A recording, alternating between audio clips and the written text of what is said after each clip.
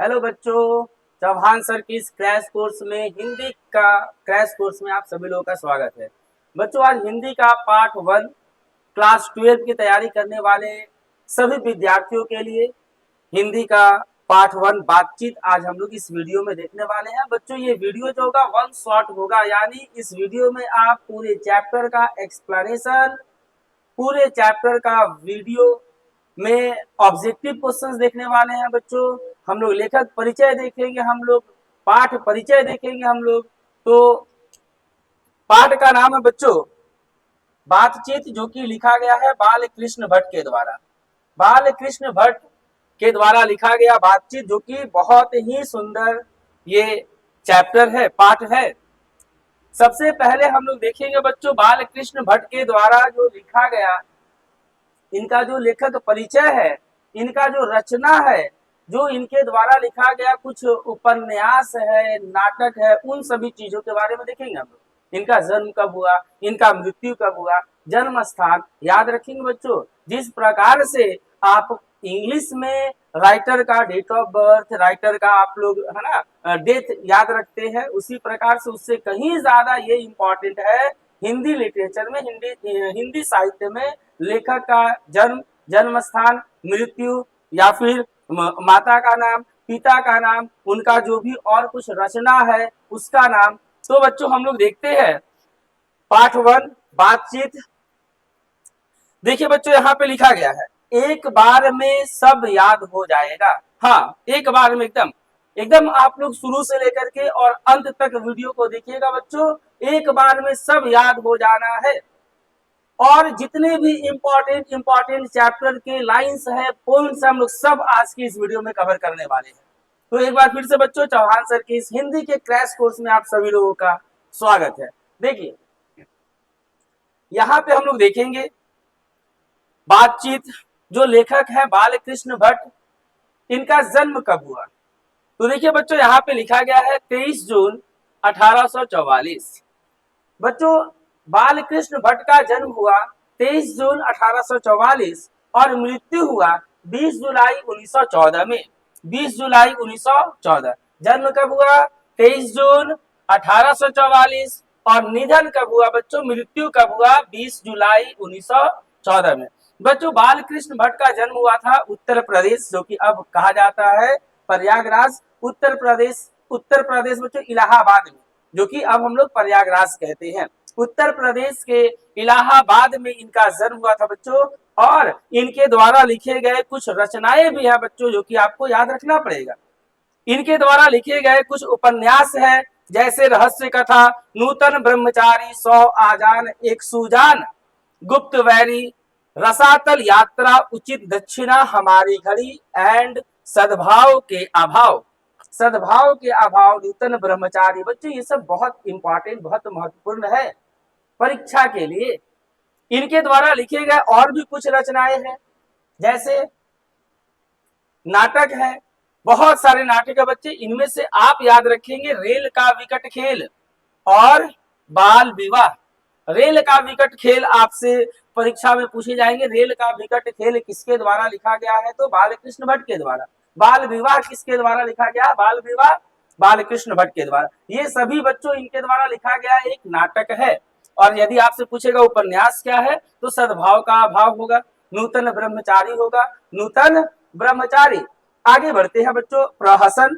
प्रहसन का मतलब होता है बच्चों हंसाने वाला, रिलेटेड टू कॉमेडी, हंसाने वाला।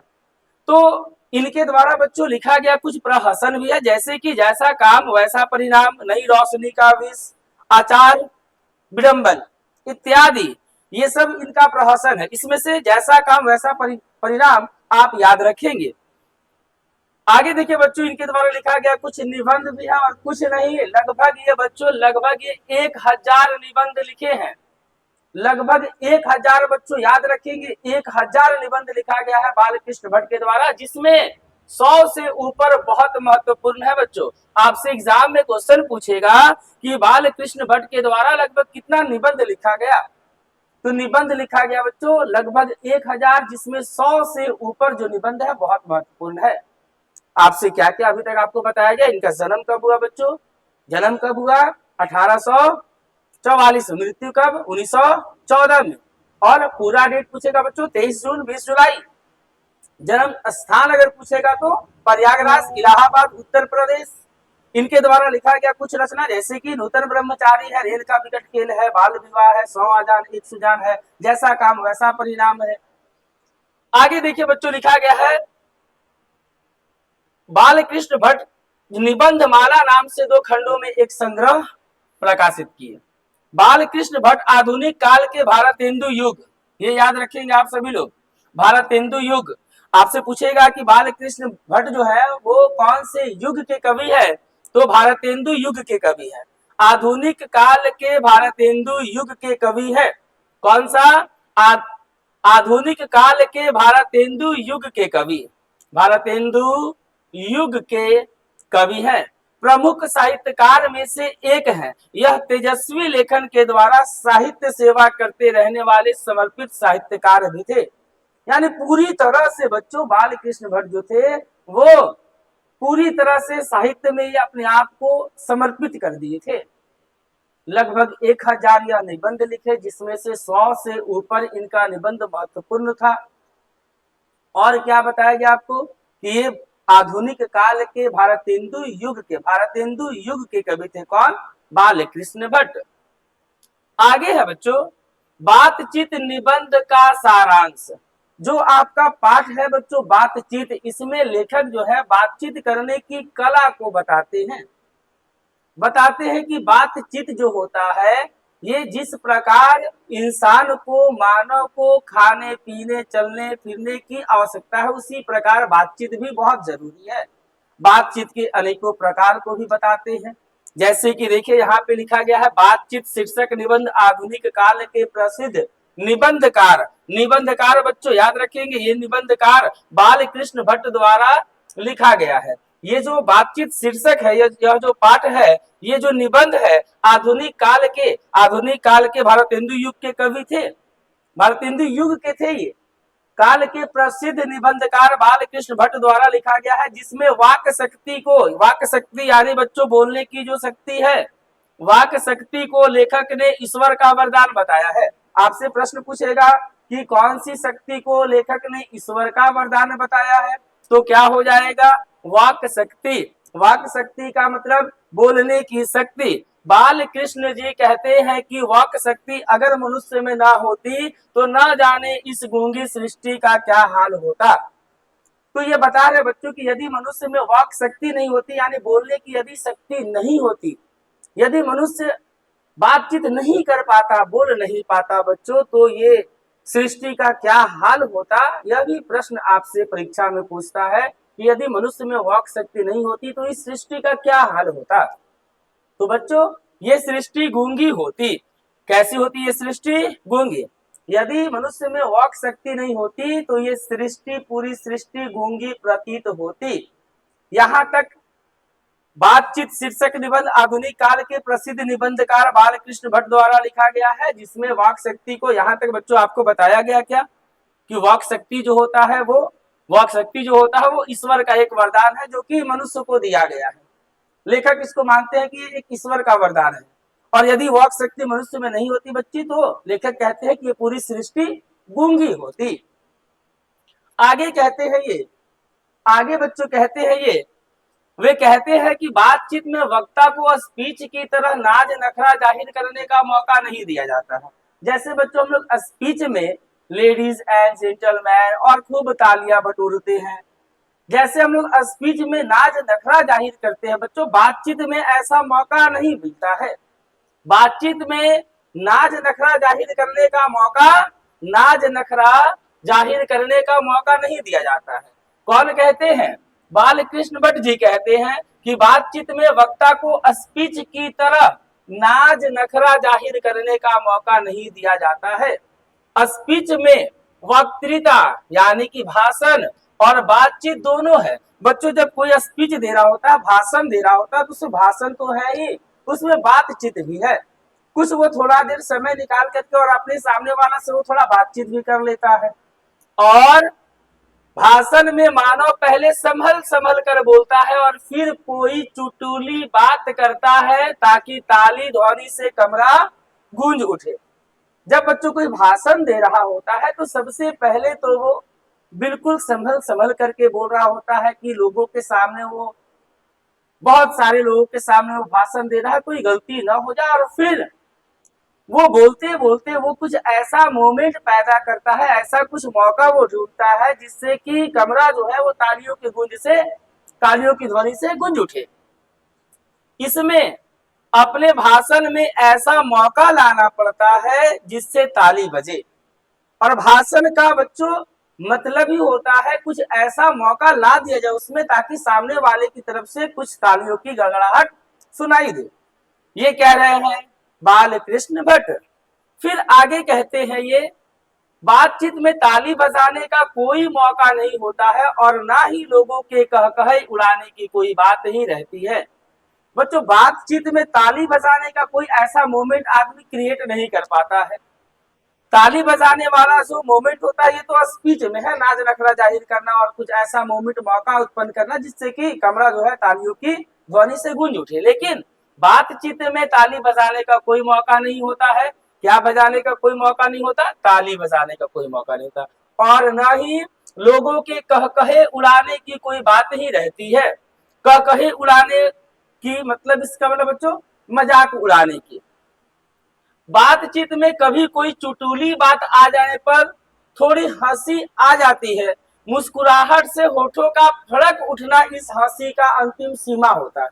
मतलब समझिए बच्चों इसका, लेखक कहते हैं कि बातचीत में ताली बजाने का कोई मौका नहीं होता है और ना ही कह कहे उड़ाने की कोई बात नहीं रहती है। अरे भाई बातचीत में कभी कोई ऐसा चुटीली बात आ जाता है जिससे थोड़ी हंसी आ जाती है। होठों का फड़क उठना इस हंसी का अंतिम सीमा होता है। बच्चों यदि आपसे कोई सामने वाला बातचीत कर रहा है, सामने वाला कोई बातचीत कर रहा है तो ऐसे में बेवजह जो है ना हम लोग, ऐसे में बेवजह हम लोग जो है हंसी वाला जो मोमेंट लाते हैं, हंसी वाला मोमेंट ऐसे इसमें हम लोग नहीं लेकर के आ पाते हैं। ये तो स्पीच में होता है। ये कह रहे हैं कि कोई चुटुली बात अगर ऐसा अगर हम लोग मोमेंट ला भी देते हैं, कोई मजाक वाला चुटकुला कोई कह दे या फिर हंसी वाला मोमेंट ला देते हैं, तो इसमें होता क्या है कि मुस्कुराहट से होठों का फड़क उठना, यानी थोड़ी सी हंसी आ जाना, ये इसका अंतिम सीमा होता है। इसमें कोई हंसी मजाक उड़ाने वाली बात नहीं होती है। स्पीच का उद्देश्य सुनने वाले के मन में जोश और उत्साह पैदा करना होता है। आपसे क्वेश्चन पूछा जाएगा बच्चों कि स्पीच का उद्देश्य क्या होता है? स्पीच का उद्देश्य क्या होता है? तो स्पीच का उद्देश्य होता है सुनने वाले के मन में जोश और उत्साह पैदा करना। जोश और उत्साह पैदा करना बातचीत मन बहलाने का तरीका है।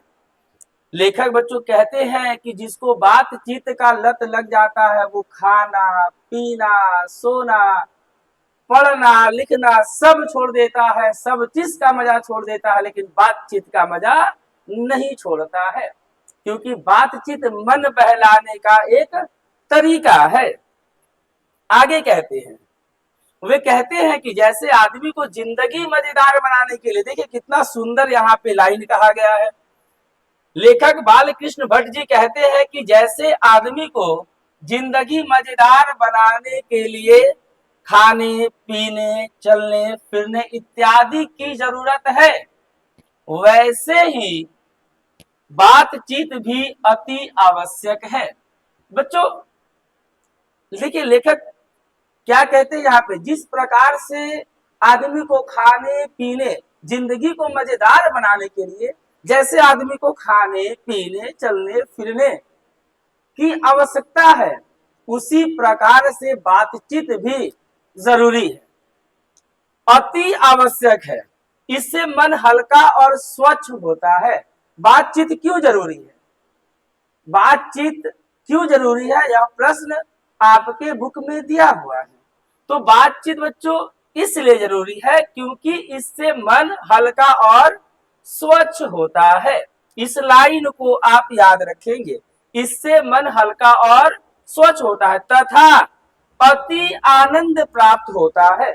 बातचीत क्यों जरूरी है? बातचीत इसलिए जरूरी है।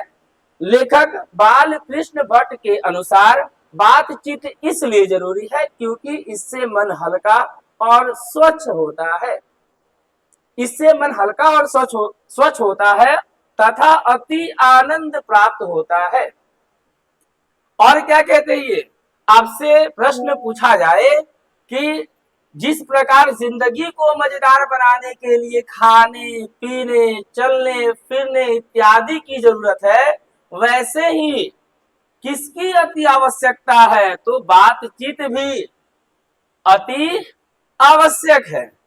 आगे नेक्स्ट, गंदगी और धुआं।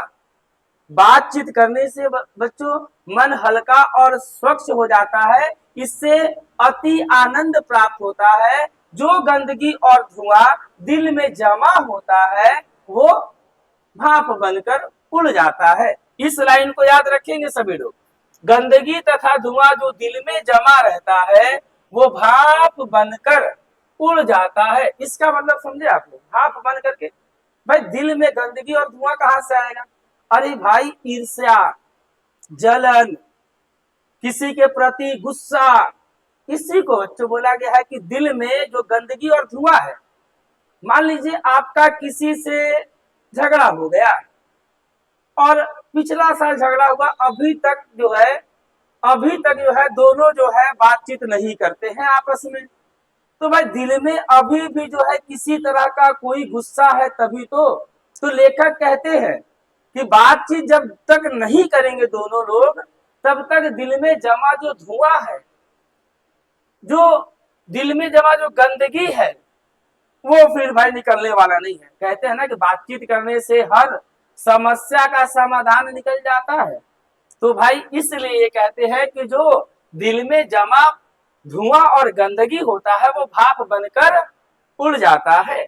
लेखक कहते हैं कि जिनको बातचीत करने की लत लग जाती है वह खाना पीना भी छोड़ देता है, लेकिन बातचीत का मजा नहीं खोना चाहता है। लेखक बच्चों कहते हैं कि जिस व्यक्ति को बातचीत करने का लत लग जाता है वो खाना पीना फिर उसको भूख प्यास कुछ नहीं लगता है बच्चों। हाँ, ये बात तो आप लोग बड़ा अच्छा से समझ रहे होंगे। जिस व्यक्ति को बातचीत करने का लत लग जाता है, आदत लग जाता है, वह खाना पीना भी छोड़ देता है, लेकिन बातचीत का मजा खोना नहीं चाहता है। लेखक रॉबिन्सन क्रूसो के बारे में बहुत इंपॉर्टेंट पॉइंट है, जरा ध्यान देंगे सभी लोग यहाँ पे। लेखक जो है बच्चों रॉबिन्सन क्रूसो के बारे में कहते हैं। रॉबिन्सन क्रूसो याद रखेंगे, इनका जब जिक्र होगा तो याद रखिएगा 16 वर्षों से। क्या याद रखेंगे? 16 वर्षों से। देखिए यहाँ पे है, लेखक रॉबिन्सन क्रूसो के बारे में कहते हैं कि वह 16 वर्षों तक आदमी का मुख नहीं देखा था। रॉबिन्सन क्रूसो, किसने 16 वर्षों तक आदमी का मुंह नहीं देखा था? तो वो है रॉबिन्सन क्रूसो। कौन क्रूसो? रॉबिन्सन क्रूसो 16 वर्षों तक आदमी का मुंह बेचारा नहीं देखा था।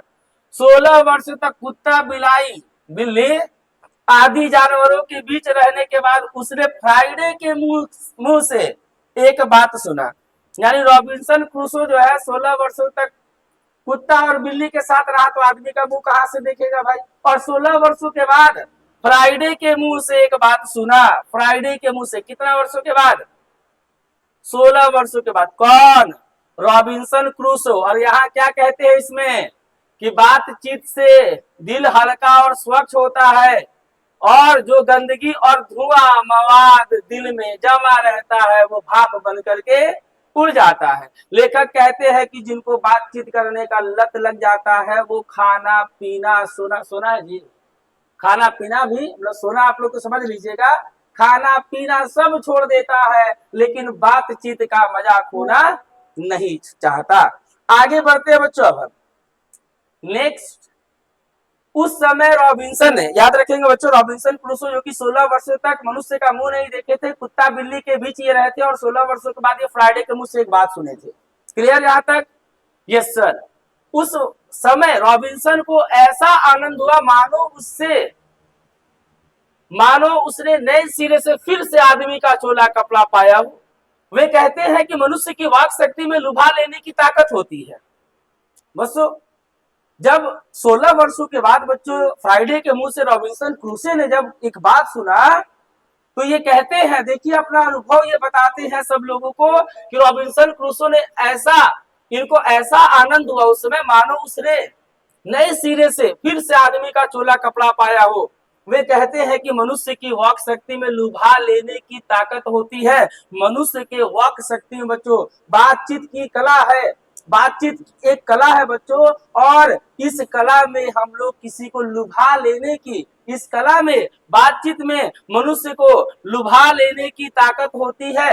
ये बच्चों वाक शक्ति जो होता है इसमें मनुष्य को लुभा लेने की ताकत होता है। इसमें बेन जॉनसन है बच्चों। रॉबिन्सन क्रूसो के बारे में तो याद रखेंगे 16 वर्ष फ्राइडे।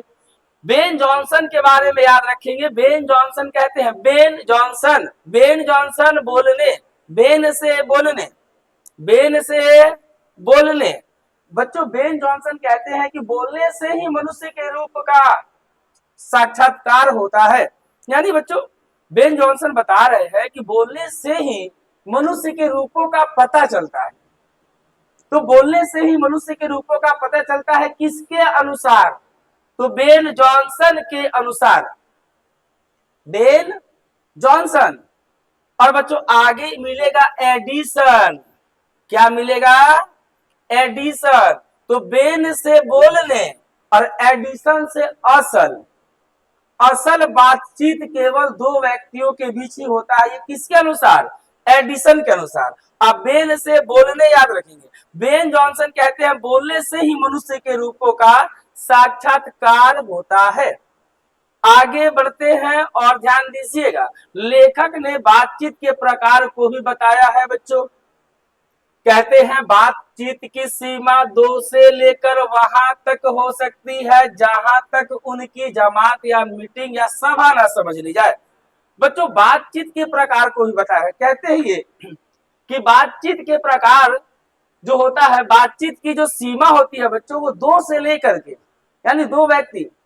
हालांकि बातचीत तो बच्चों आपस में अकेले भी होता है, और असल बातचीत का यही तरीका है बच्चों, अवाक होकर मुख होकर के खुद से बातचीत करना। ये परीक्षा में क्वेश्चन पूछ चुका है, किताब में क्वेश्चन दिया है कि बातचीत का उत्तम तरीका क्या है। तो बातचीत का उत्तम तरीका यह है अवाक होकर मुख होकर खुद से बातचीत करना। मनुष्य को अपने अंदर ऐसी शक्ति पैदा करना चाहिए कि वह खुद से भी बात कर सके, और अवाक होकर खुद से बातचीत करना, यही जो है बच्चों बातचीत का उत्तम तरीका होता है। यहाँ पे कहते हैं ये कि बातचीत जो होता है बच्चों, बातचीत की सीमा जो है 2 से लेकर वहां तक हो सकती है जहां तक कि उनकी जमात, मीटिंग या सभा न समझ ली जाए। आगे कहते हैं एडिसन मानते हैं कि बच्चों एडिसन से असल, आप बेन से बोल लें तो एडिसन मानते हैं कि असल बातचीत सिर्फ 2 व्यक्तियों में हो सकती है। असल बातचीत कितने व्यक्तियों में हो सकती है बोलिए तो? 2 व्यक्तियों में। किसके अनुसार? एडिसन के अनुसार सर। और बेन जॉनसन क्या बोलते हैं? बोलने से ही मनुष्य के रूपों का साक्षात्कार होता है। 16 वर्षों तक मनुष्य का मुंह किसने नहीं देखा? रॉबिन्सन क्रूसो ने नहीं देखा है। और 16 वर्षों के बाद वो किसके मुंह से एक बात सुने? फ्राइडे के मुंह से बात सुने हैं। 16 वर्षों तक वो किसके साथ अपनी जिंदगी को बिताए हैं? तो कुत्ता और बिल्लियों के साथ में, जानवरों के साथ में। चलिए आगे बढ़ते हैं। अब कहते हैं बच्चों एडिसन ऐसा मानते हैं कि असल बातचीत सिर्फ 2 व्यक्तियों के बीच, कितना व्यक्ति बच्चों? 2 व्यक्तियों में हो सकती है। अर्थात जब 2 लोग होते हैं तभी अपना दिल वाली बात है बच्चों, जब 2 लोग होते हैं तभी अपना दिल एक दूसरे के सामने खोल पाते हैं। जब बच्चों 2 लोग होते हैं ना तो बात बड़ा गंभीर, एकदम जो है ना, एकदम गहराई तक पहुंच जाता है, और हम लोग वो सारा बात जो है ना एकदम खोलने लगते हैं, जो टॉप सीक्रेट होता है एकदम दिल खोल के बात करते हैं। और वहीं अगर कोई टपक जाता है, यानी यहाँ पर कहा गया 3 लोग, अगर 2 लोग बतिया रहे थे और तीसरा अगर पहुंच जाए तो दोनों जो पहले से बातचीत कर रहा था वो बातचीत टॉपिक के बदल देगा, तीसरा को हवा तक नहीं लगेगा। तो वही चीज बोला गया बच्चों, 3 लोगों के बीच 2 की बात कोसों दूर हो जाती है। यानी दूसरा का पहले से बतिया रहा था, तीसरा अगर पहुंच जाता है तो दूसरा टॉपिक ही बदल देता है, कोसों दूर हो जाता है। यानी जो बातचीत दो लोगों के बीच करने में है बच्चों, वो 3, 4, 5 के बीच नहीं है। आगे कहते हैं, यहां पर एक क्वेश्चन है, आप याद रखेंगे कि लेखक ने दो लोगों के बीच की बातचीत को क्या बताया है। तो लेखक ने दो लोगों के बीच की बातचीत को बताया है कि जब दो लोग आपस में बात करते हैं तो वो लोग एक दूसरे के सामने एकदम दिल खोल करके, अपना दिल एक दूसरे के सामने खोल पाते हैं, यानी दिल खोल करके बात करते हैं। और अगर तीसरा आ जाता है तो उन दो लोगों के बीच की बातचीत कोसों दूर हो जाती है। नेक्स्ट, 6 कानों में पड़ी बात खुल जाती है। दो व्यक्तियों के बीच में अगर कोई तीसरा आ जाता है तो वे दोनों अपने बातचीत बंद कर देते हैं। और होशियार जो होता है, होशियार लोग टॉपिक चेंज कर देगा, पता ही नहीं चलेगा, क्योंकि बंद कर देंगे तो तीसरा को लगेगा कि अरे साला क्या बतिया रहा था ये लोग, तो बंद ना करके टॉपिक चेंज कर देते हैं। वैसे में बच्चों कहते हैं ये कि 6 कानों में पड़ी बात खुल जाती है। दो व्यक्तियों के बातचीत में अगर कोई तीसरा आ जाता है तो वे दोनों अपने बातचीत बंद कर देते हैं, क्योंकि अब तीसरा अगर आ गया है बच्चों, जब दो के बीच में जब कोई तीसरा आ गया है तो ऐसे कंडीशन में ये दोनों दिल खोल करके बात नहीं कर पाएगा, क्योंकि ये तीसरा जो है ये सब सुन लेगा और ये कहीं जा करके पोल खोलने लगेगा। अब इसलिए ये लोग दोनों शांत हो जाते हैं और बातचीत बंद कर देते हैं, ये बताया गया। आगे देखिए, हाँ चलो ठीक है। लेखक के अनुसार 3 लोगों के बीच बातचीत अंगूठी में जुड़ी नग जैसी होती है। 3 लोगों की बातचीत त्रिकोण बन जाती है। आपसे पूछा जाएगा कितने लोगों के बीच की बातचीत त्रिकोण बन जाती है। 3 लोगों के बीच की बातचीत त्रिकोण बन जाती है। और कितने लोगों के बातचीत को लेखक ने अंगूठी में जड़े नग के जैसा कहा है, तो 3 लोगों के बीच की बातचीत को। आगे बच्चों, 4 लोगों के बीच की बातचीत को लेखक फॉर्मेलिटी कहते हैं। बच्चों कितने लोगों के बीच की बातचीत को, 4 लोगों के बीच की बातचीत को क्या बोलते हैं, फॉर्मेलिटी। बस फॉर्मेलिटी है, कोई गंभीर रूप से कोई सीरियस मैटर पे बातचीत नहीं, बस फॉर्मेलिटी है। तो 4 लोगों के बीच की बातचीत को केवल फॉर्मेलिटी होती है, ये लेखक कहते हैं 4 लोगों के बीच बातचीत को फॉर्मेलिटी। इसमें खुलकर बातें नहीं होती है, वह फॉर्मेलिटी गौरव और संजीदगी वाली बात होती है। 4 से अधिक के बातचीत में राम रमौवल, बच्चों राम रमौवल का मतलब होगा हंसी ठिठोली, हंसी मजाक, देखिए लिखा गया है हंसी मजाक होता है। लेखक ने बताया है कि 4 से अधिक के बीच का जो बातचीत होता है वो राम रमौवल होता है, हंसी मजाक होता है। 4 के बीच की बातचीत को फॉर्मेलिटी, 3 के बीच की बातचीत को त्रिकोण, अंगूठी में जड़े नग की समान, और 2 के बीच बातचीत जो होता है बच्चों एकदम दिल खोल करके। आगे, 2 बूढ़ों के बीच की बातचीत अक्सर जमाने की शिकायत। जब 2 बूढ़वा मिल जाता है बच्चों तो लगता है वो लोग जमाने की शिकायत करने। एक बार जब उन लोग का बातचीत का घोड़ा छूट जाता है बच्चों, पहरों बीत जाता है, लेकिन बातचीत खत्म नहीं होता है। वही चीज आगे कहते हैं बाल कृष्ण भट्ट, वे बाबा आदम के समय के दास्तान शुरू करते हैं, जिसमें 4 सच और 10 झूठ। बच्चों 2 बूढ़ों के बीच की बातचीत में कितना सच कितना झूठ, 4 सच और 10 झूठ। किसके बीच की बातचीत को लेकर कहते हैं कि 4 गो सच है और 10 गो झूठ है, तो आंसर होगा 2 बूढ़ों के बीच बातचीत। वे कहते हैं वो लोग बाबा आदम के समय का दास्तान शुरू करते हैं। एक बार जब उनके बातचीत का घोड़ा छूट जाता है बच्चों तो पहरों बीत जाता है, लेकिन बातचीत अंत नहीं होता है। 2 बूढ़ों के बीच बातचीत, बाबा आदम के जमाने की बातचीत, जिसमें 4 सच 10 झूठ।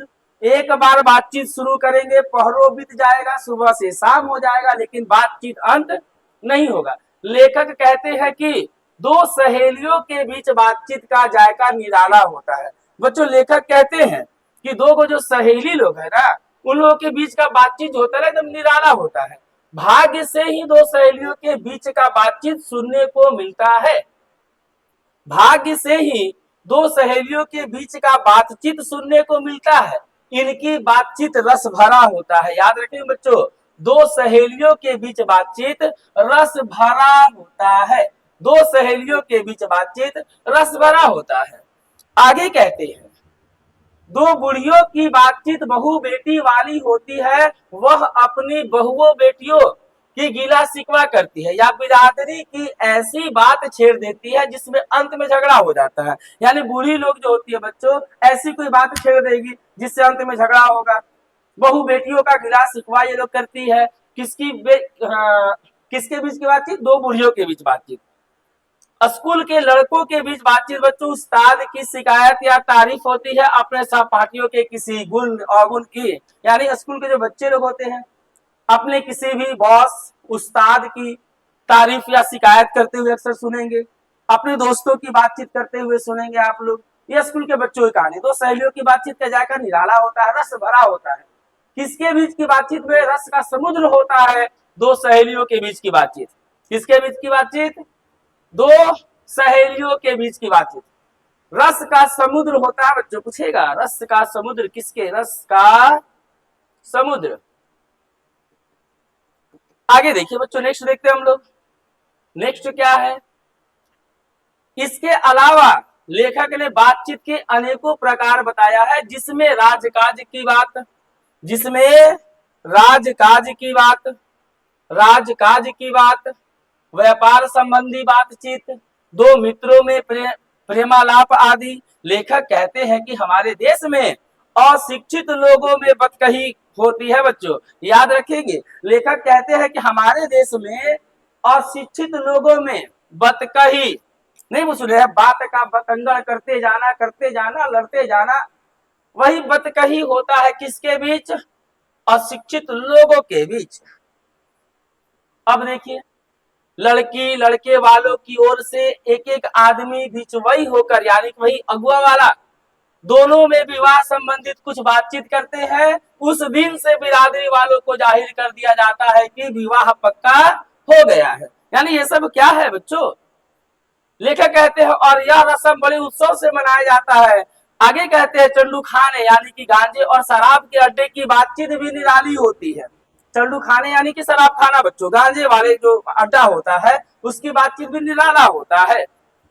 नेक्स्ट, लेखक कहते हैं कि यूरोप के लोगों में बातचीत का हुनर है, जिसे आर्ट ऑफ कन्वर्सेशन कहते हैं। यूरोप के लोगों में बच्चों बातचीत का हुनर है, जिसे क्या कहते हैं? आर्ट ऑफ कन्वर्सेशन कहते हैं। इनके प्रसंग को सुन के कान को अत्यंत सुख मिलता है। इसे सुहृदय गोष्ठी कहते हैं। बच्चों आपसे पूछेगा सुहृदय गोष्ठी क्या होता है? तो जिसे सुनकर कान को अत्यंत सुख मिले उसे हम लोग कहते हैं सुहृदय गोष्ठी। और आर्ट ऑफ कन्वर्सेशन किन लोगों में होता है? तो यूरोप के लोगों में होता है। यूरोप के लोगों में क्या होगा? Art of conversation. और सुहृदय गोष्ठी किसे कहते हैं बच्चों? जिसे सुनकर कान को अत्यंत सुख मिले। चलिए आगे क्या है? 25 वर्ष से ऊपर के उम्र वालों की बातचीत में गौरव और अनुभव पाया जाता है। बच्चों जो 25 वर्ष से ऊपर का होता है, 25 वर्ष से जो ऊपर का है उसके बातचीत में गौरव और अनुभव पाया जाता है। लेकिन इससे कम उम्र के लोगों के बातचीत में गौरव नहीं होता है, लेकिन मिठास 10 गुना ज्यादा होता है। 25 से नीचे वाले के बातचीत में अनुभव नहीं होगा, गौरव नहीं होगा, लेकिन मिठास 10 गुना ज्यादा होगा।